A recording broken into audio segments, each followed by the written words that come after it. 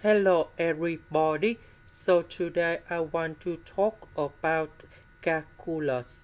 The topic today is about the limit. So now I want to show you how to answer.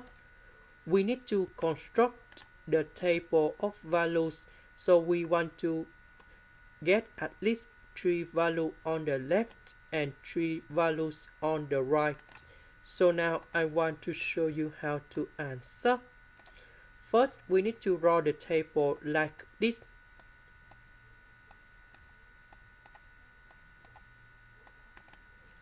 Now, this one, we have 3 values for the left and 3 values for the right. So we know that s approach to number 5. So if we want to find the value on the left, the value on the left should be smaller than number 5, but it should be closer to number 5.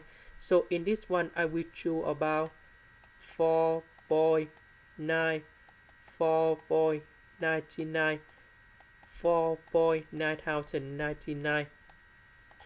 3 value on the right. So we have number 5 in here, and we need to select the value very close to number 5. So we have 5.001, 5.0 number 1, and 5.1. So this one between these two numbers in here, that's about number 5. Now we put 4.9 into e to the power of s. So this one we have e to the power of 4 over 9 in here. So we put 4.9 go to s. So we calculate this one, and we have 134.29. The next one, we have 146.94. The next one, we have 148.26.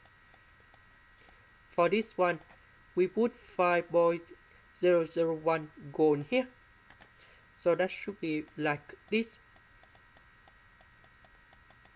So we calculate this one, and we have 148.56. This one, we have 149.90. And this one, we have 164.02. And we also know that the value of e to the power of number 5 in here, that is about 148.41.